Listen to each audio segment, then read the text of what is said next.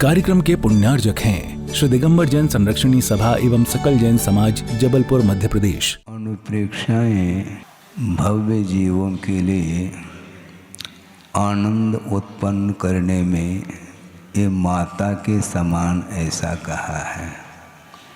एक बहुत मार्की की बात उन्होंने कही कि भवी जनानंद कहा, जो अभव्य है उसको ये आनंद उत्पन्न नहीं करा सकती। क्यों? अभव्य जीव के लिए मोक्ष कोई वस्तु नहीं है, वो मोक्ष चाहता ही नहीं। जो अनंत सुख का जो आनंद है उसके भाग्य में नहीं है, और वो इस प्रकार की अनुप्रेक्षा को भाता भी नहीं, क्योंकि उसको भाता नहीं।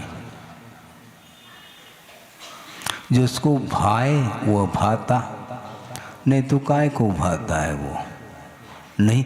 जिसको धर्म रुचता है, जिसको दुख से ऊपर उठने की उत्कंठा है, वही पुरुषार्थ करता है। और पुरुषार्थ करना चाहिए, बिना पुरुषार्थ के कोई भी चीज़ हासिल नहीं हो सकती है। समझने के लिए आपने जिज्ञासा की तो आपने उसमें पुरुषार्थ नहीं किया क्या है? बोला आपने, ये बिना पुरुषार्थ के ये बोल निकले हैं क्या? आपके मुख से जो बोल निकले हैं जिज्ञासा के रूप में, उसमें भी आपने पुरुषार्थ ही किया है। और समाधान आप पाना चाहते हैं, मुझे भी पुरुषार्थ करना पड़ेगा, तभी मैं समाधान दे पाऊंगा। तो कुल मिला करके बिना पुरुषार्थ के एक कदम भी हम रख नहीं पाएंगे, विकास नहीं हो सकता। इसलिए अभव्य की दृष्टि इस ओर नहीं जाती। वो शास्त्रों का अध्ययन भी करता है, ये भी कुंद स्वामी ने लिखा है। न मुयदि पैडिम अभवो, अभव्य कभी अपनी प्रकृति को छोड़ता नहीं, अर्थात स्वभाव को नहीं छोड़ता। न मुयदि पैडिम अभवो सुठो भी अध्यायदून सत्तानी, अच्छे तरीके से शास्त्र का अध्ययन भी किया है, फिर भी अपने स्वभाव का परित्याग नहीं कर सकता। इसी को अभव्य बोलते। और उदाहरण दे दिया नीचे की पंक्ति में, उत्तरार्ध में, गाथा के उत्तरार्ध में, कि न मुयदि पैडिम भवो सुठो वे अध्यायदून सत्तानी गुड़ दुद्धम्पि पिबंता नपन्न या निमिषा होती। दूध पिलाया है, पन्नग बोलते हैं सर्प को, और दूध में गुड़ मिला करके उसको पिलाया गया, फिर भी वह निर्विषा न भवंती पन्नगाहा। सर्प कभी भी निर्विष नहीं हो सकता। तुम मिश्री खिलाओ, दूध पिलाओ, कुछ भी करो, क्योंकि वह प्रकृति है, वह जहर ही उगालता है। उसी प्रकार कितना भी वह अध्ययन करे, उसके लिए कितना भी धर्म श्रवण कराए, कुछ भी करे, उसमें नो चेंजिंग, परिवर्तन संभव नहीं। वह परावर्तन तो करेगा, पंच परावर्तन, किंतु उसके जीवन में परिवर्तन संभव नहीं, ये कहा है, क्योंकि प्रकृति है। इसलिए प्रकृति के सामने भगवान भी असमर्थ सिद्ध होंगे। इसलिए उन्होंने कहा कि प्रकृति के सामने कुछ चलेगा नहीं। हाँ, कभी कभी प्रकृति, मान लो ग्रीष्म काल चल रहा है, भयंकर गर्मी पड़ रही है, लू लपट है चारों ओर, और प्रत्येक व्यक्ति, वो कूलर लगा है, कूलर का भी प्रभाव नहीं पड़ रहा है, फैन चल रहे हैं, वो इस प्रतीक्षा में है कि कब वह मानसून आएगा। वह प्रकृति कहती है तुम प्रतीक्षा मत करो, जब मैं उसको जब आना है तभी। नक्षत्र चेंज होंगे समय पर, असमय में नक्षत्रों का परिवर्तन संभव नहीं। इसलिए नक्षत्र के परिवर्तन के बिना जिस प्रकार मानसून नहीं आ सकता, बिफोर नहीं आता। लगता है इस साल मानसून बिफोर आया, बिफोर नहीं आता, समय पर वह आता है। आप प्रतीक्षा करने से आ जाएगा क्या है? मानसून आ ही नहीं रहा है तो क्या फ्लाइट से आ रहा है क्या, ट्रेन से, बाय कार आ रहा है क्या, कहाँ से आ रहा है वो? इसको बोलते हैं प्रकृति। प्रकृति यानी स्वभाव, वह समय पर ही उसमें परिवर्तन हो सकता है यदि होता है। तो अभव्य जो है अनंत काल से इसी संसार में परिभ्रमण कर रहा है और वह कभी भी उसके लिए मुक्ति नहीं मिलेगी। शक्ति तो विद्यमान है उसके अंदर, किंतु उद्घाटित करने की शक्ति नहीं। अभव्य में केवल ज्ञान की शक्ति है क्या? नहीं। यदि शक्ति नहीं है तो केवल ज्ञानावरणीय कर्म किसको आवर्णित कर रहा है, यह प्रश्न खड़ा होता है। उसके पास केवल ज्ञान की भी शक्ति है, मनोपरि ज्ञान की भी शक्ति है आदि, किंतु शक्ति की अभिव्यक्ति की शक्ति नहीं है। हाँ, और जिसके अंदर उद्घाटित करने की शक्ति है उसको भव्य बोलते हैं। भवितुम योग्य भव्य ऐसा कहा है।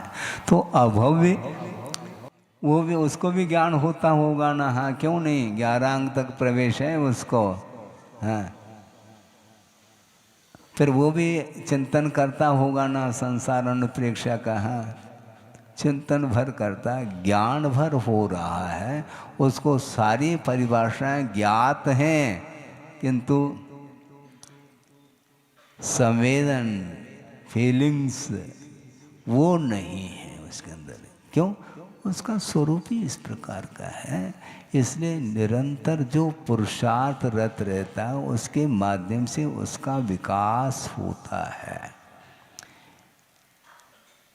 बड़ा विचित्र परिणमन है संसार का। ऐसे भी अनंत जीव हैं जिन्हें सांसारिक सुख का संवेदन भी अभी तक नहीं हुआ। वो कौन है? निगोद राशि, नित्य निगोद। वो निगोद में गए नहीं, वो वहीं पर हैं ओतई, यहाँ से गए नहीं वो। हाँ, नित्य निगोद। और ऐसे भी जीव हैं जो अनादिकाल से उस निगोद राशि से या निगोद पर्याय से ऊपर उठे नहीं और आगे अनंत काल तक भी वो उस निगोद को छोड़ेंगे नहीं। निगोद वासम न मुंचन्ति।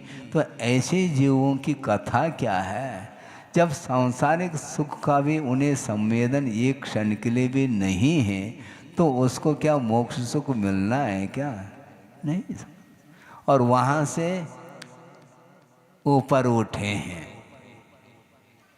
और त्रिस्पर्याय, उसमें भी मनुष्य पर्याय अधिक प्राप्त कर लिए हैं। और पुनः जाता है तो वह इतर निगोद माना जाता है। व्यवहार राशि में आकर के पुनः वह पहुँच गया है।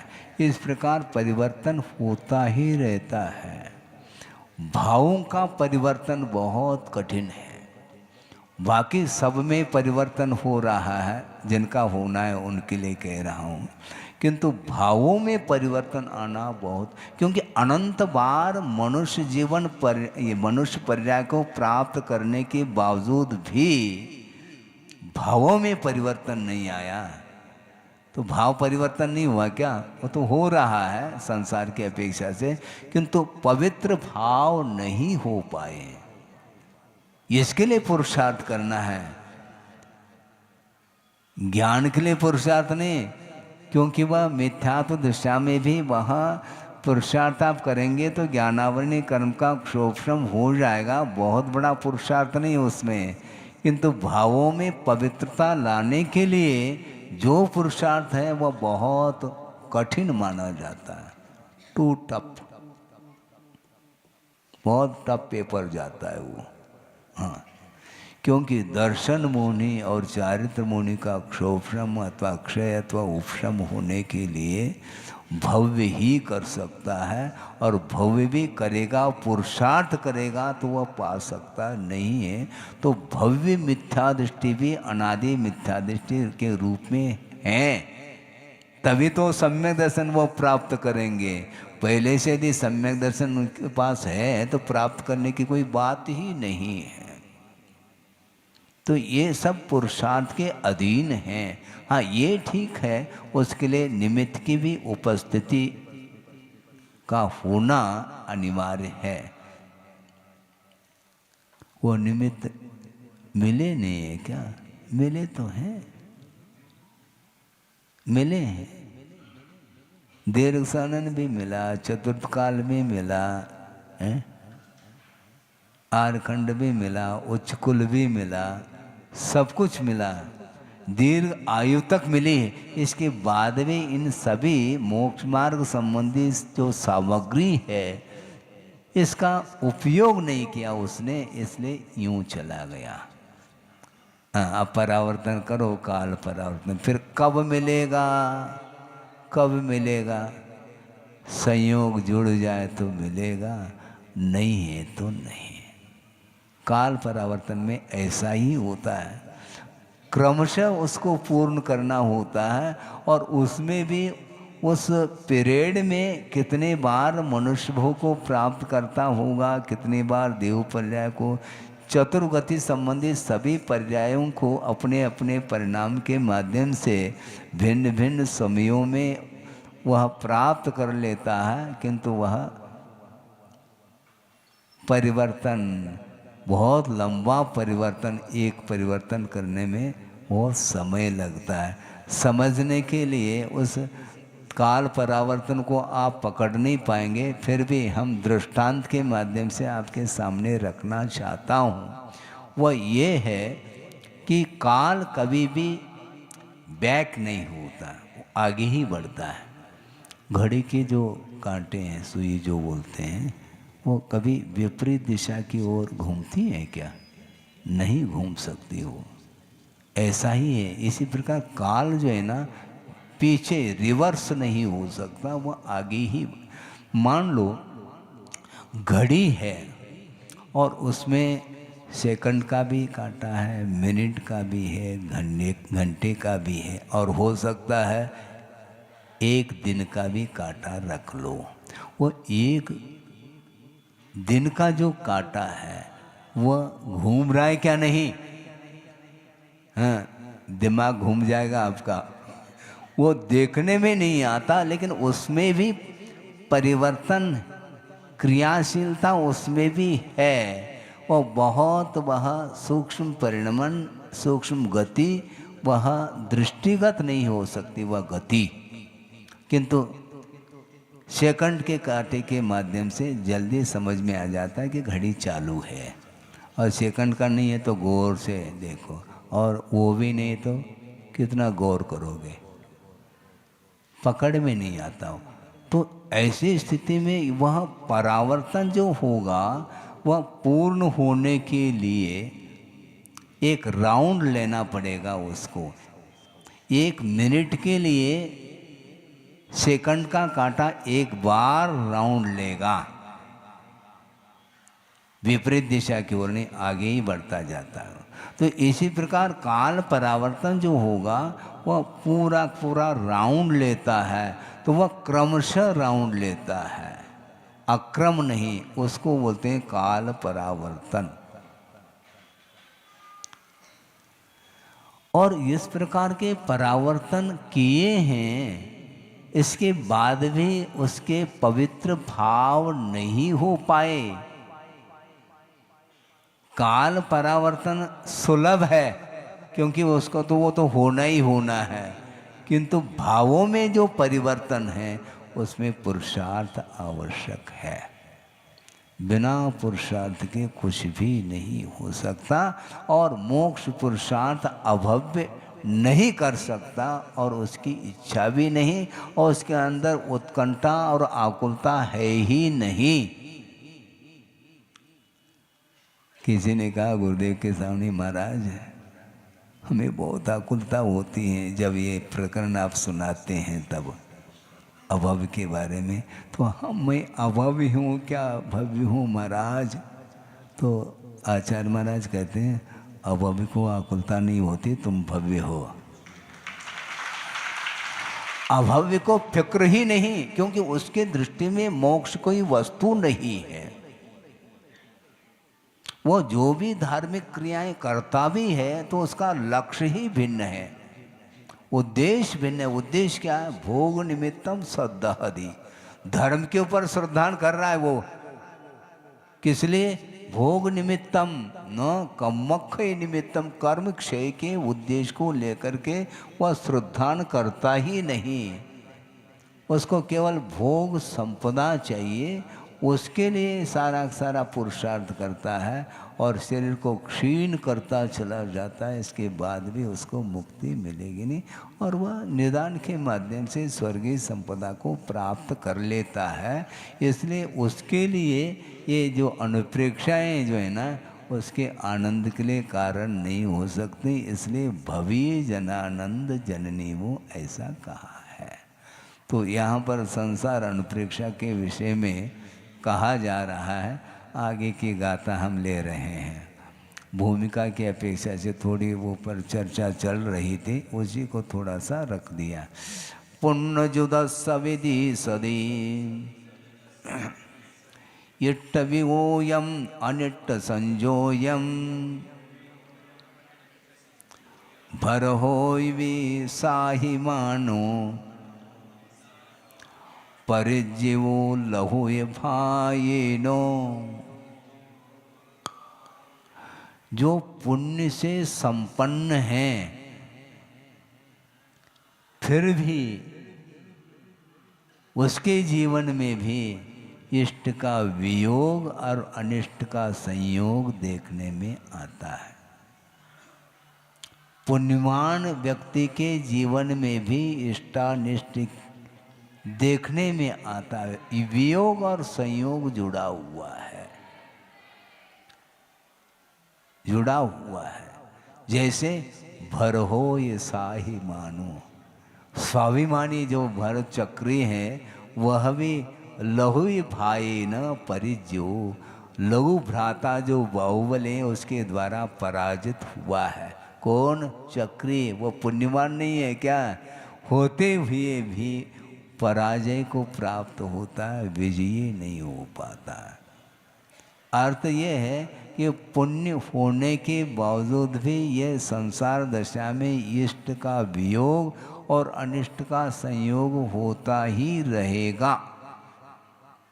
इसी का नाम संसार है। संसार कभी भी स्थिर नहीं रहता है। स्थिर रह जाएगा तो नित्य हो जाएगा, फिर अनित्य भावना क्या भावोगे आप? संसार में सब कुछ यदि नित्य है तो बस उसी में रहो। रह नहीं सकते, अनित्य है। इसलिए अनित्य के शरण में हमें नहीं जाना है। दूसरा जाता है तो उसका विषय मैं क्या कर सकता हूँ दूसरे के लिए, क्योंकि मुझे जो अभिष्ट है उसी को मैं प्राप्त करूँगा, और आपको जो अभिष्ट है उसको आप प्राप्त करेंगे। हमारे लिए जो रुचिकर है उसको हम लेंगे, और आपको जो रुचिकर लगे वो आप लेते चले जा रहे हैं। मुझे जो इष्ट है वही आपको भी इष्ट होना चाहिए, ये भावना रही है। किंतु वस्तु स्वतंत्र है, इसलिए हम दूसरे की हित की भावना रख सकते हैं। दूसरे का हित हम एकांश रूप से नहीं कर पाएंगे, क्योंकि आपका जो कार्य है वह आपके उपादान के अधीन है। निमित्त के सहयोग से आपके भीतर वह कार्य संपादित हो रहा है। वह स्वयं ही परिणमन करता है।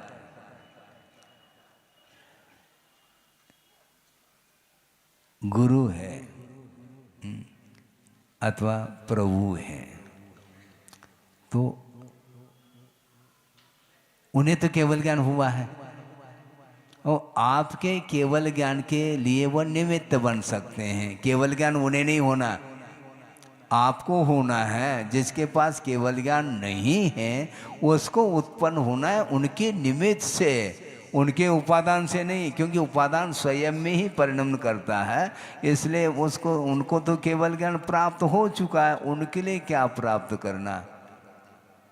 कार्य किसमें होता है, इस आधार को पकड़ो। संसारी जीव को मुक्ति मिलेगी क्या मुक्त जीव को मुक्ति मिलेगी? संसारी जीव को मिलेगी। मतलब ये मोक्ष रूप जो कार्य है वो आपके भीतर होने वाला है, निमित्त के अंदर नहीं होने वाला, क्योंकि उनको तो मोक्ष मिल चुका है। इसलिए आपका जो कार्य होगा संपादित, आप पुरुषार्थ करेंगे तो निमित्त का सहारा उपयोगी सिद्ध होता, नहीं है तो नहीं। पर आपके द्वारा ही होना है, तो आपके द्वारा क्या होना है हमें बताओ ना, क्या होना है? मतलब आप कुछ भी नहीं करो, हम भी सब कुछ लिख करके दे देंगे आपको, आप पास हो जाएंगे, हाँ, राष्ट्रपति पुरस्कृत हो जाएंगे आप, और पेपर आपने लिखा नहीं और हमने लिख दिया। ऐसा होता है क्या? कभी हुआ हो एक आध को? कहीं बहुत स्ट्रिक्ट गणित दिया गया, इस गणित को हल करना है, देते ही इधर उधर देखते हैं, इसका तो वह पुरुषार्थ नहीं करना चाह रहा है। हाँ, इधर से हमें मिल जाए तो हम पास हो जाएंगे। अरे साल भर जब तुमने अध्ययन किया तो इधर उधर की साइड में क्यों देख रहे हैं आप? इनसाइड देखो ना। हाँ देखो, अब इसमें क्या ताली बजाने की आवश्यकता है? भीतर देखो ये कहाँ गया है। इनसाइड करने से बहुत बड़ा वजनदार है क्या वो शब्द? क्या है वो? साइड में क्यों देखते हैं आप? आउटसाइड क्यों? इनसाइड देखो। वो नहीं, इसमें इसी को बोलते हैं पुरुषार्थ। जो इनसाइड देखता है वह इधर उधर नहीं देखेगा, वो स्वयं ही हल करता, उसको अंक मिलेंगे। यदि दूसरे के द्वारा अंक मिल रहे हैं तो वह अंक नहीं माने जाते हैं। हाँ, इनसाइड, अभी तक इनसाइड आत्मा की ओर दृष्टि नहीं गई। आंतरिक साधना की बात गुरुदेव बार बार कहते हैं, इनसाइड, भीतर देखो, बाहर नहीं झांको। खिड़की में से 5 खिड़कियाँ आपके पास, कौन से? ये 5 इंद्रियाँ हैं, ये खिड़की हैं, और इसी में से देख रहा है वो बाहर क्या चल रहा है। झांकी, झांक करके देखता है, इसलिए इसी का नाम झांकी है वो। हाँ, झांकी का अर्थ क्या होता है? मैं सोचता कि झांकी झांकी क्या है, मतलब देखा, बाहरी वस्तु को देखा जा रहा है, जिसको एग्जीबिशन बोलते हैं। प्रदर्शन के लिए प्रदर्शनी लगी है तो उसको आप देख रहे हैं, तो भीतर क्या प्रदर्शन है देखो। तो भीतर की ओर दृष्टि नहीं, झांको, अपनी ओर झांको, इधर उधर साइड में नहीं। हाँ, दिवाली पूरी हो गई है, हाँ? दिवाली हो गई और कल एक दिन और आज भाई दूज। ये सब क्या है? ये सब हम अपने तरफ से रख रहे हैं। सिद्धांत में अभी तक पढ़ने को नहीं मिला कि भाई दूज पढ़ा, आपको पढ़ने को मिला? आपको नहीं है ना? फिर ये कहाँ से परंपरा आ गई है भाई दूज की? भाई दूज, इसी प्रकार बहन दूज, क्या क्या है? ये है क्या? ये एक्चुअल में परंपराएं डालते चले जाते हैं। अन्यथा न लें तो थोड़ा सा हम आगम पद्धति से चर्चा करना चाहते हैं। जैसे रक्षाबंधन पर्व आता है तो रक्षा, विष्णु कुमार ने 700 मुनियों की रक्षा की है, वह उसको पर्व के रूप में मनाया जा रहा है। और बहन अब राखी बांध रही है, किसको? भैया को। ये क्या, वहाँ से इधर क्यों आया ये? आत्मा की रक्षा करो ना। हाँ, परो मनाना है तो ये परस्पर में, ये इसमें कहीं आगम में नहीं आया, लेकिन वह परंपरा स्वप्न में भी नहीं भूलेंगे हम, क्योंकि वह है ये वस्तुतः अन्यथा न लें, किंतु वर्तमान में ये शिथिलता चल रही है, वो ये है। अभी तक नहीं कहा हमने, अब तो चतुर्मास पूर्ण ही हो गया, थोड़े बहुत तो कहो। एक अग्नि कर्म होता है आयुर्वेद में, थोड़ा बहुत तो अग्नि कर्म करने की आवश्यकता है।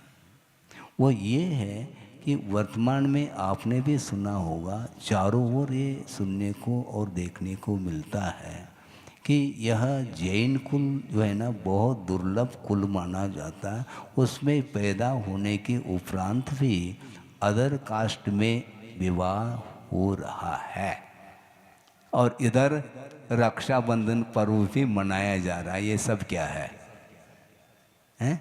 आपको ज्ञात नहीं है क्या? आप लोगों की तरफ से ही मुझे ज्ञात होता चला जा रहा है, क्योंकि यहाँ पर आ जाते हैं प्रसंग इस प्रकार के। ये बहुत संख्या बढ़ती जा रही है, इसके ऊपर नियंत्रण होना चाहिए।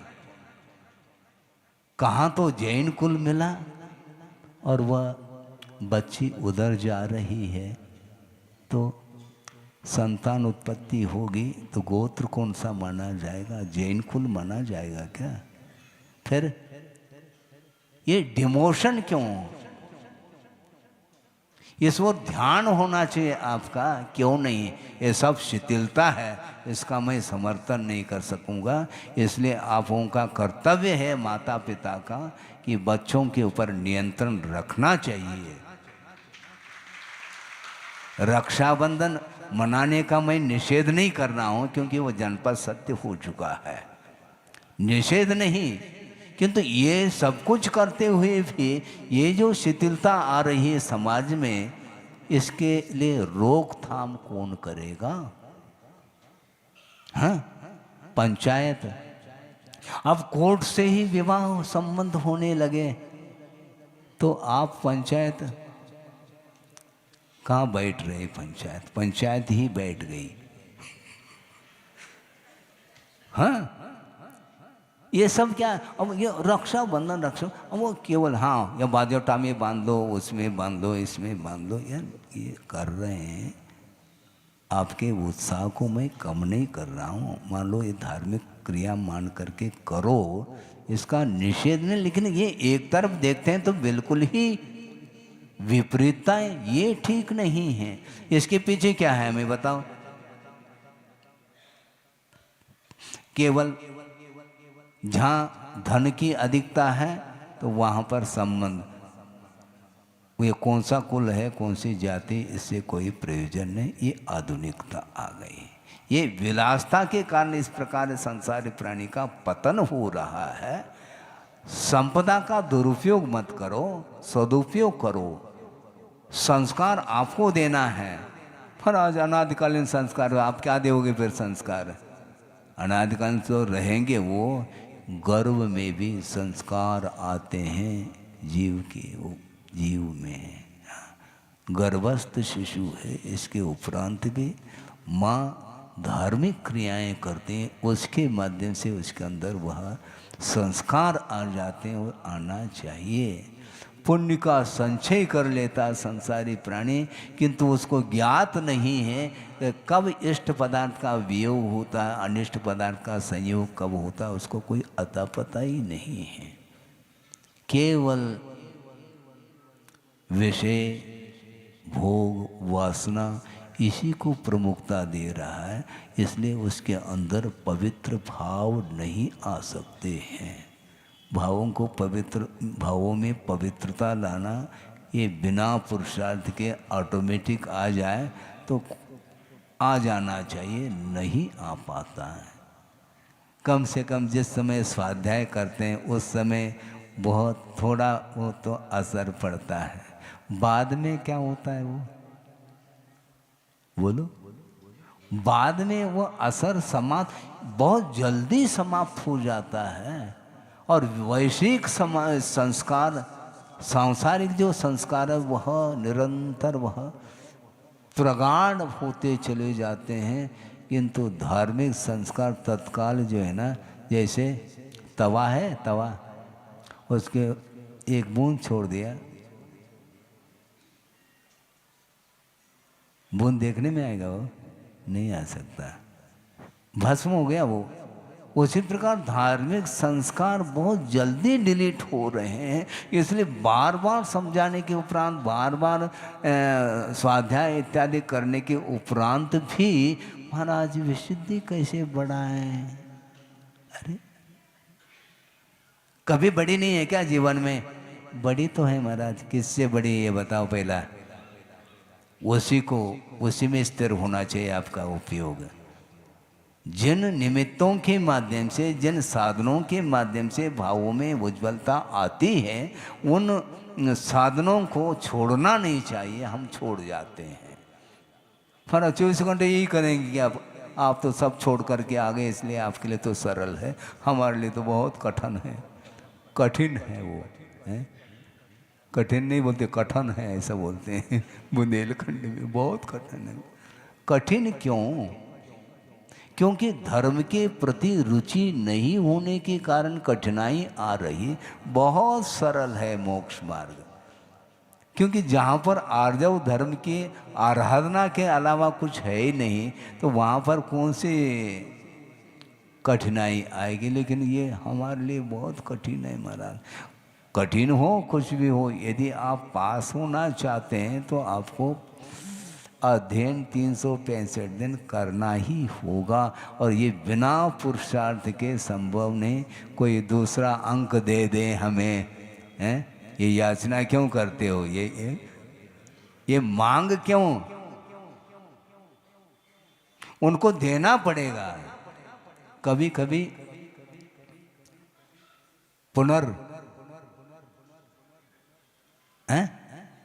रिवेल्युएशन, पुनर्अवलोकनम, पुनः अवलोकन करने योग्य है। क्योंकि वह छात्र कहता है हमने गलत नहीं लिखा, आपने गलत ऐसा क्यों, अपनी जांच ठीक नहीं की, पुनः चेक करिए। तो चेक करते हैं तो वाकई में पूरा अंक मिल जाते हैं। तो अंक उन्होंने लिया है, आपने दिया नहीं है, हाँ? आपने पढ़ाया जरूर है, किंतु मेहनत उसने की है। पढ़ाने में मेहनत आपने की है और पढ़ने में मेहनत उसने की है, बराबर ही है। तराजू जो है ना, बराबर, बिल्कुल दोनों ने पुरुषार्थ किए हैं। तो जो पढ़ाने वाला है उसके पढ़ाने की सार्थकता सिद्ध हो जाती है पढ़ने वालों के ऊपर। यदि नहीं पढ़ता तो वो क्या कर सकते हैं? हाँ? आप प्रेरक हैं, मंजूर है आपके लिए। यदि आप प्रेरक हैं, वो फेल क्यों हो रहा है? आपको उत्तर देना है, मुझे नहीं देना है। आप दो उत्तर, क्योंकि उसका उपादान नहीं है, इसलिए आप उतना ही कार्य कर सकते हैं जितना करने योग्य उतना कर सकते हैं। यहाँ तक कहा था गुरुदेव ने, पुण्य का उदय कहाँ तक काम कर सकता है? कहाँ तक काम कर सकता है? पुण्य के उदय में आपके सामने थाली परोस दी गई, बिना पुण्य के उदय नहीं। और मन पसंद के सारे सारे उसमें भोजन सामग्री में सब आइटम हैं। अब ग्रास हो सकता है, प्रेम से माँ उस बच्चे के मुख में ग्रास तोड़ करके डाल सकती है। यह भी पुण्य का उदय। चबाना किसको है? चर्वण क्रिया कौन करेगा? वो भी हम ही करके दे दें क्या? अरे, इसलिए पुरुषार्थ आवश्यक है। एक सीमा तक जो है ना, वह आपके लिए सुविधा, सुख सुविधा मिल सकती है। बाकी आपको हर हालत में पुरुषार्थ यथायोग्य करना ही पड़ेगा। इसलिए जो पुण्यात्माएं हैं, हाँ, जो महापुरुष वगैरह होते हैं, उनके जीवन में उनके जीवन में भी इष्ट का वियोग अनिष्ट का संयोग होता है। ये कैसे जानेंगे महाराज? आचार्य ज्ञान सागर जी महाराज ने आचार्य श्री के लिए कहा था, जब स्वाध्याय अधिक तत्व चर्चा अधिक हो रही थी, उस समय गुरुदेव ने ये प्रसंग सुनाया था। क्या? आचार्य ज्ञान सागर जी महाराज ने गुरुदेव के लिए कहा कि सामान्य जो साधक होते हैं उनका प्रमाद देखने में आता है, किंतु तीर्थंकरों का प्रमाद कैसे आएगा, बता सकोगे? तो उन्होंने कहा हाँ महाराज मैं बता दूंगा। बताओ। जब आहार के लिए उठते हैं उस समय छठा गुणस्थान क्लियर कट है। हाँ, क्योंकि संज्ञा है और वह अप्रमत्त गुणस्थान में संज्ञा संभव नहीं, वह प्रमत्त अर्थात छठे गुणस्थान में ही आहार संज्ञा होगी। यही प्रमाद है। सामान्य व्यक्ति का प्रमाद अन्य समय में भी पकड़ में आ सकता है, लेकिन उनका प्रमाद बिल्कुल क्लियर है। अन्यथा उठ क्यों गए? उठ क्यों गए? क्षुधा के शमन के लिए वो उठे हैं। इससे स्पष्ट है क्षुधा अनिष्ट है, उसके शमन के लिए इष्ट आहार को ग्रहण किया जा रहा है। इसको बोलते हैं अनिष्ट का संयोग हुआ। हुआ क्या नहीं? यहाँ पर तो उदाहरण दे दिया, चक्रवर्ती हार गया, ये तो ठीक है, ये भी अच्छा है, उपलक्षण है, लेकिन इस ढंग से भी घटित करने का प्रयास करना चाहिए कि वह तीर्थंकर भी केवल ज्ञान होने के पूर्व में, दीक्षित होने के उपरांत भले ही वो 6-6 महीने तक उपवास कर ले, यह अलग विषय है। उसके बाद फिर उठते क्यों? जब 6 महीने तक अनशन करने की क्षमता योग्यता आपके भीतर है, उसके बाद फिर उठे क्यों? भूख लग आई, अब सहन नहीं होगा, इतना तो हमने संकल्प लिया था, अब इच्छा हो रही है और इच्छा का निरोध करना है। अब निरोध नहीं हो सकता तो अब उठेंगे, तो आहार ले रहे हैं, तो क्षुधा उनके लिए अनिष्टकारी सिद्ध हुआ और आहार उनके लिए इष्टकारी सिद्ध हुआ। भले ही वो धर्म ध्यान के उद्देश्य को लेकर के भोजन व आहार ले रहे हैं, यह अलग विषय है। आगम के अनुरूप विधिवत ही वो आहार लेते हैं, ये अलग विषय है, किंतु ले क्यों रहे? इष्ट है वो, बिना इच्छा के ले, लेकिन फिर भी शमन तो करना है। क्षुधा अनिष्टकारी है, इसलिए ग्रहण जो हो रहा है वह बिना राग के ग्रहण नहीं हो सकता। राग की क्वालिटी भिन्न है, यह अलग वस्तु, किंतु वह बिल्कुल वो भी धर्मानुराग है, गलत बात है। आहार के प्रति जो राग है वह धर्मानुराग है क्या है? क्यों? वो क्या है? वो धर्मात्मा के प्रति धर्मानुराग होता है। आहार तो जड़ वस्तु है, उसके प्रति क्या राग? प्रमोद भाव करना चाहो है? थाली में रखा है और इष्ट को तो उसने संकेत नहीं किया, इसका अर्थ वह रहने दो, और जो अनिष्ट है उसको उठा रहा है। ये सब क्या नहीं, ये कदम कदम पर हमारे भीतर जो इष्टानिष्ट के भाव होते हैं, रागादिक भाव होते हैं। राग हो गया तो बिल्कुल उसका खिलाफ बैठा हुआ है द्वेष। जो इष्ट है, मन का संकेत इष्ट पदार्थ को उठाने के लिए ही क्यों बार बार हो रहा है? वहीं पर अनिष्ट भी तो रखे हैं। बाजरे की रोटी, बाजरा वो बाज रहा है, वो बाजे बज रहे, कोई उठाना नहीं चाहता उसको, बाज रहा। किंतु जो लाल लाल सुर्ख क्या है वो? हाँ, गुल्ला, रसगुल्ला, उसको गुल्लक में डालो, इधर नहीं। हाँ, इधर क्यों डालते? ये सब क्या है? ये उसके प्रति जो आसक्ति है, राग है, क्योंकि बिना राग के वह इष्ट वस्तुओं का सेवन संभव ही नहीं। ये इष्ट ही बता रहा, उसके प्रति लगाव है, उसमें क्वालिटी भेद है। अत्यासक्ति जो अनंतानुबंधी जन्य जो राग है वह तो नहीं रहेगा। अप्रत्याख्यानावरणी संबंधी भी राग नहीं रहेगा, प्रत्याख्यानावरणी संबंधी भी राग नहीं रहेगा। किसको? श्रवण के लिए। किंतु संजुलन संबंधी जो तीव्रोदय है उसी समय वह ग्रहण करता है।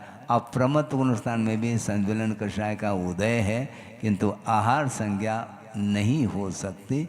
छठे गुणस्थान तक की उसकी सीमा बताई है। तो इसीलिए पुण्यवान जीवों के जीवन में भी ये इष्ट वियोग अनिष्ट संयोग, इष्ट वियोग अनिष्ट संयोग ये लगेगा। इसीलिए इससे आर्ध्यान और रौद्र ध्यान होता है अपने अपने गुणस्थान की सीमा को लेकर के।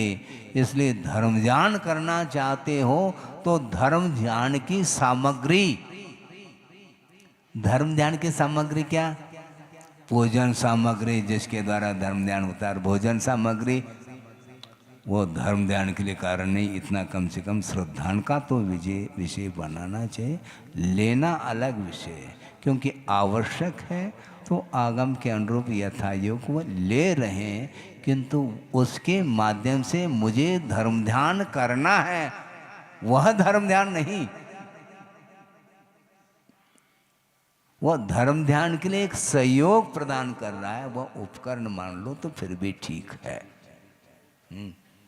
लेकिन वो उपकरण अर्थात संयमोपकरण है, वो ज्ञानोपकरण है आदि आदि, उस रूप में नहीं, किंतु सामान्य रूप से जो आपके जीवन में रत्नत्रय के परिपालन करने के लिए जो सहयोग प्रदान करता, उस दृष्टि से उसको उपकरण की संज्ञा दी है। वैसे तो 4 ही उपकरण बताए हैं आगम ग्रंथों में, लेकिन उसको भी साधन मान करके ले, वह साध्य नहीं।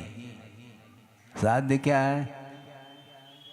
साध्य और साधन को मिटा डाला, ऐसे कुछ पूजा में बोलते हैं आप लोग हैं? हाँ, मैंने आज मिटा।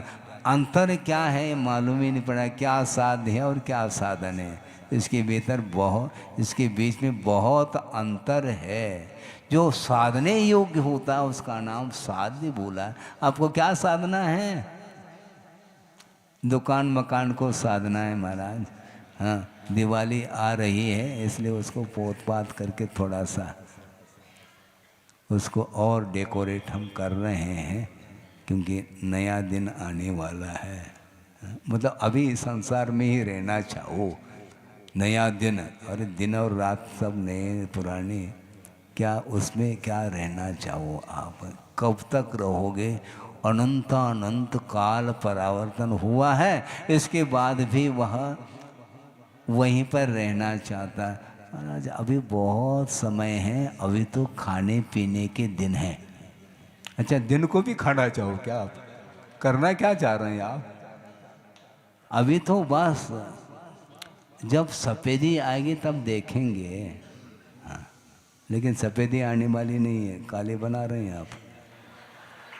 कहाँ से सफ़ेदी आएगी? जो मतलब प्रकृति से परिवर्तन हो रहा है, इसके बाद भी उसको बरकरार बनाए रखने का भाव रखता है। इसका अर्थ संसार से उसको ऊपर उठने का भाव नहीं है। इसलिए महापुरुष 63 साल का पुरुष आदि होते हैं, उनके जीवन में भी इष्ट का वियोग और अनिष्ट का संयोग होता रहता है। इसलिए मैं पुण्यवान हूँ इस प्रकार भाव रखना भी ठीक नहीं। ठीक है, पुण्य के उदय में संपदा मिली है, किंतु उसका उपयोग सांसारिक कार्यों में अल्प और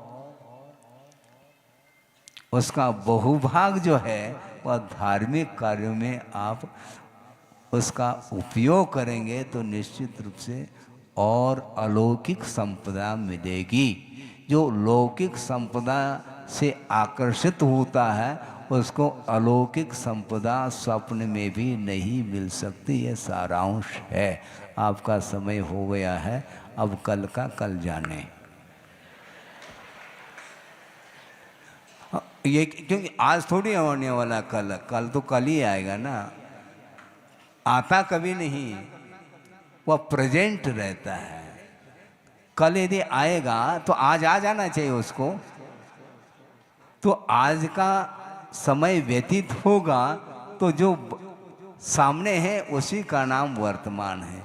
इसलिए हमें वर्तमान में जीने का पुरुषार्थ करो, क्योंकि जो वर्तमान में जिएगा उसकी अतीत की भी और अनागत की ओर भी उसकी दृष्टि नहीं जाएगी, और वर्तमान में जीने से ही वर्धमान बन सकता है। इसका सारांश है। बोधि समाधि परिणाम शुद्धि स्वात्मोपलब्धि शिवसो की सिद्धि चिंतामणिम चिंतित वस्तुदाने त्वां वंदमानस्य ममास्तुते। परम पूजाचार्य गुरुवर श्री विद्यासागर जी महाराज की जय।